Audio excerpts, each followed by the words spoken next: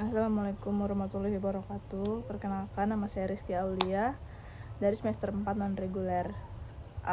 Langsung saja. Dalam kehidupan sehari-hari, kita sering menganggap bahwa perilaku tidak jujur adalah hasil keputusan individu yang berdiri sendiri. Namun, di dalam chapter 8 dari buku The Honest Truth About Dishonesty, Dan Ariely membawa kita pada pemahaman baru yang mengejutkan. Ketidakjujuran bersifat menular seperti penyakit. Melalui berbagai eksperimen sosial, Ariely menunjukkan bahwa kita sangat dipengaruhi oleh perilaku orang di sekitar kita, terutama dalam hal menyontek ataupun berbohong. Dari buku yang saya baca, Ariely memulai dengan menceritakan sebuah eksperimen yang melibatkan para peserta yang mengerjakan tes dan diberi kesempatan untuk menyontek. Dalam eksperimen ini, ada aktor yang dengan jelas menyontek dan ngeklaim nilai yang tinggi, lalu mendapatkan hadiah. Hasilnya menunjukkan bahwa kita peserta melihat seseorang dari kelompok mereka sendiri menyontek. Mereka cenderung meniru perilaku tersebut.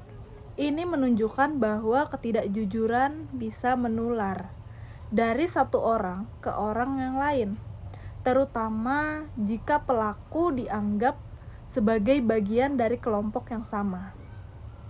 Namun, ketika aktor tersebut berasal dari universitas lain, artinya dianggap sebagai orang luar, efek penularannya mungkin jauh lebih kecil. Hal ini menegaskan bahwa identifikasi kelompok memainkan peran besar dalam menyebarkan perilaku tidak jujur. Ariely juga menyoroti bahwa bukan hanya tindakan menyontek yang menyebar, tetapi juga rasionalisasi untuk menyontek. Ketika kita melihat orang lain bisa lolos dari hukuman atas kebohongan mereka, kita mulai menciptakan alasan dalam pikiran kita sendiri untuk membenarkan perilaku serupa. Inilah yang membuat kebohongan menjadi pola yang bisa menyebar luas dalam suatu komunitas atau organisasi. Kesimpulannya pada chapter ini adalah menyadarkan kita bahwa kejujuran bukan hanya soal kehendak pribadi, tapi juga lingkungan sosial.